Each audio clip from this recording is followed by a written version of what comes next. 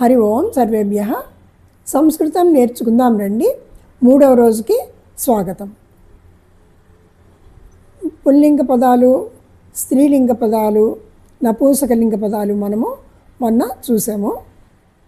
ఇప్పుడు ఈరోజు క్రియాపదాలు చూద్దాం. మనం ఏదైనా ఒక వాక్యం చెప్పాలంటే క్రియాపదం ఉండాలి కదా. రండి, కూర్చోండి, తీసుకోండి, ఇవ్వండి, ఈ విధంగా ఇవన్నీ కూడా క్రియాపదాలు. ఈ క్రియాపదాలు ఎలాగొస్తాయో చూద్దాం.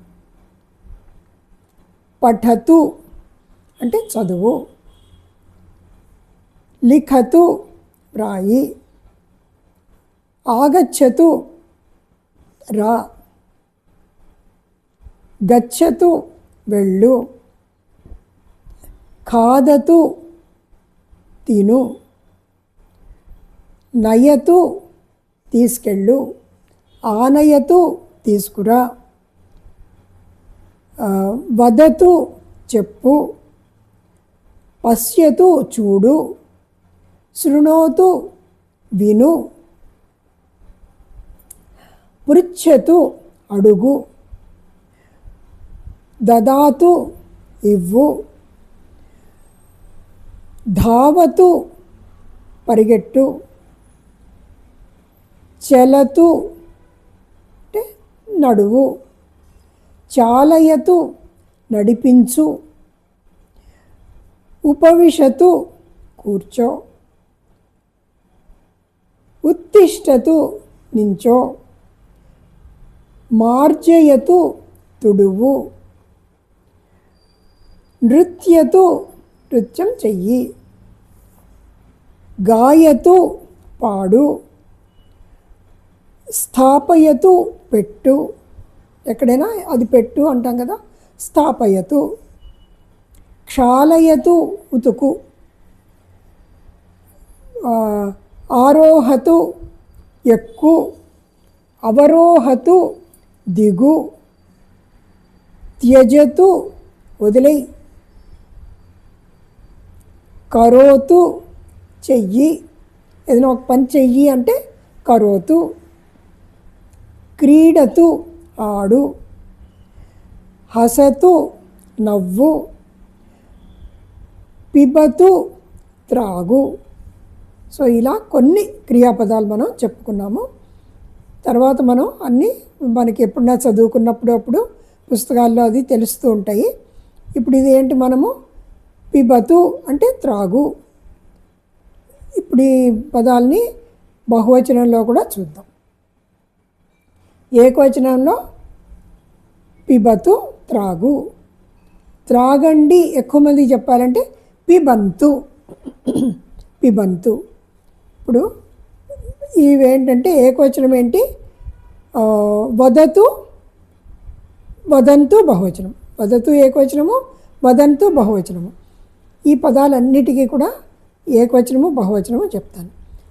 పఠతు పఠంతు, ధావతు ధావంతు, ఉపవిశతు ఉపవిశంతు, ఉత్తిష్టతు ఉత్తిష్టంతు, ఆరోహతు ఆరోహంతు, అవరోహతు అవరోహంతు, పిబతు పిబంతు, క్షాళయతు క్షాళయంతు, అనంతరం పృచ్ఛతు పృచ్ఛంతు, శృణోతు శృణ్వంతు, స్వీకరోతు స్వీకుర్వంతు. అక్కడ కొంచెం తేడా ఉంటుంది. స్వీకరోతు స్వీకుర్వంతు, కరోతి కుర్వంతు, కరోతు కుర్వంతు, ఇలా వస్తాయి. ఈ పదాలు ఏంటంటే మనము ఏకవచనంలో కరోతు అంటే చెయ్యి అని అర్థం, స్వీకరోతు తీసుకో. మరి మనం ఎవరికైనా ఇంటికి వస్తారు, మనకి ఇంటికి వచ్చినప్పుడు వాళ్ళని మనము ఒక పురుషుడు వస్తారనుకోండి, మనం రండి అంటాం, అంతేకాని రా అనం. రండి, కూర్చోండి, చెప్పండి ఇలా అంటాం కదా. అప్పుడు మనం ఇదే పదాలు వాడతాం. స్వీకరోతు, వదతు, లిఖతు, పఠతు ఇదే అంటాం. కానీ మనం అక్కడ ఏం పదం వాడతామంటే భవాన్, మగవాళ్ళైతే భవాన్ ఉపవిశతు, భవతి ఉపవిశతు, స్త్రీ అయితే భవతి. భవాన్ భవతి వాడితే మనం అక్కడ రెస్పెక్ట్తో మాట్లాడుతున్నట్టే లెక్క. సో భవాన్ ఆగచ్చతు, ఒక్కరే భవాన్ అన్నప్పుడు ఒకళ్ళకే ఆగచ్చతు. భవాన్ వదతు, భవతి వదతు, భవతి స్వీకరోతు. అర్థమైంది కదా, ఏకవచనము బహువచనము. పిబతు పిబంతు, భవతి పిబతు, భవాన్ పిబతు అన్నప్పుడు మనం ఏమంటున్నాం అంటే తీసుకోండి అనే అర్థం వస్తుంది. అక్కడ ఒక్కళ్ళకైతే భవాన్ అంటున్నాము, స్త్రీ అయితే భవతి అంటున్నాము. వీటికే బహువచనం కూడా చెప్తాను. భవాన్ భవంతః, భవాన్ భవంతః, భవతి భవత్యః. బహువచనం వాడాలంటే భవత్యః వాడాలన్నమాట. భవతి ఆగచ్చతు, భవత్యః ఆగచ్చంతు. భవత్యః అంటే ఎక్కువ మంది ఉంటే భవత్యః స్త్రీలు. భవంతః శృణ్వంతు, భవంతః పురుషులుని చెప్తున్నాం అనమాట. భవంతః శృణ్వంతు వినండి, మీ అందరూ వినండి అని అర్థం వస్తుంది.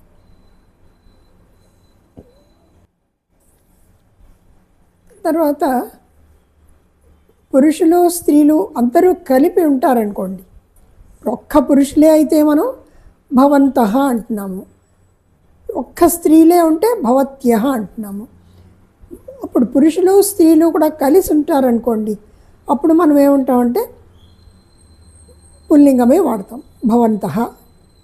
భవంతః సర్వే శృణ్వంతు అని చెప్తాం. తర్వాత ఈ భవాన్ భవతి అన్నవి రెస్పెక్ట్ఫుల్గా అని చెప్తున్నాను కదా, అంటే గౌరవంగా మర్యాదగానే వాళ్ళని అడ్రస్ చేస్తాం అన్నమాట.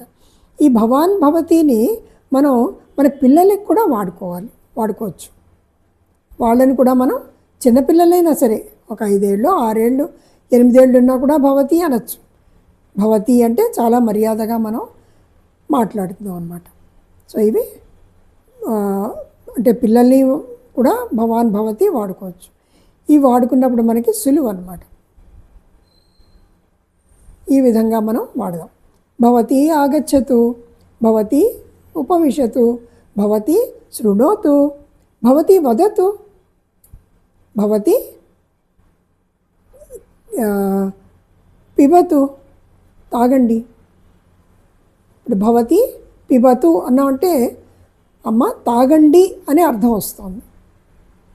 ఏకవచనంలోనే అంటున్నట్టుగా ఉన్నాం కానీ ఏకవచనమే అంటున్నాం కానీ అది మనం రెస్పెక్ట్ఫుల్గా అంటున్నాం అన్నమాట. సో ఈ విధంగా మీరు ప్రతి పదానికి వాడండి.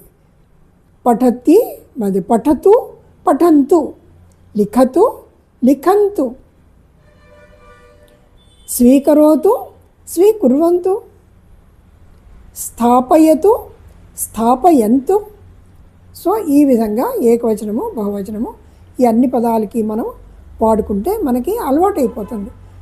ఇవి మనం ఏం చేస్తామంటే ఈరోజు మనం కొన్ని పదాలు నేర్చుకోవాలి అనుకున్నవి ఒక లిస్ట్ ఆఫ్ ద వర్డ్స్ తయారు చేసేసి మనం ఒక కబోర్డుకో ఒక గోడ దగ్గర ఒక తలుపుకో మనం కొంచెం చిన్న పిసరు అంటించేసుకున్నామంటే, లేదా డైనింగ్ టేబుల్ ఉంటుంది సాధారణంగా, ఆ డైనింగ్ టేబుల్ మీద ఈ పదాలు పెట్టేసుకున్నామంటే మనకి అటు వెళ్తూ ఇటు వస్తూ మనకి కనిపిస్తూ ఉంటాయి. అక్కడ ఎవరైనా వచ్చినా కూడా ఏంటిది అని అడిగితే ఇవి నేను సంస్కృతం నేర్చుకుంటున్నాను అని చెప్పచ్చు. మనం సంస్కృతం నేర్చుకుంటున్నాం. అప్పుడు మనం నేర్చుకుంటున్నాము అంటే ఎదుటి వాళ్ళకు కూడా ఒక ఇన్స్పిరేషన్ ఉంటుందన్నమాట. ఓహో వాళ్ళు నేర్చుకుంటున్నారు కదా, మనం కూడా నేర్చుకుంటే బాగుంటుంది కదా, మనం కూడా నేర్చుకుందాము. మన సంస్కృతము, మన మూల భాష, మన దేశ భాష, మన దేవ భాషని ఎందుకు మనం వదులుకోవాలి అని మిగతా వాళ్ళకు కూడా మనం ఒక ప్రేరణ కల్పించినట్టు ఉంటుంది. అందుకోసం ఆ విధంగా ప్రయత్నం చెయ్యండి. సో ఇంతవరకు విన్నందుకు ధన్యవాదాలు. నాది నచ్చితే మీకు నా ఛానల్ని సబ్స్క్రైబ్ చేసుకోండి, లైక్ ఇవ్వండి. తర్వాత మీరు ఏదైనా కామెంట్ ఉంటే పెట్టండి. ధన్యవాదः. పునర్మిలామः. జయతు భారతం, జయతు సంస్కృతం.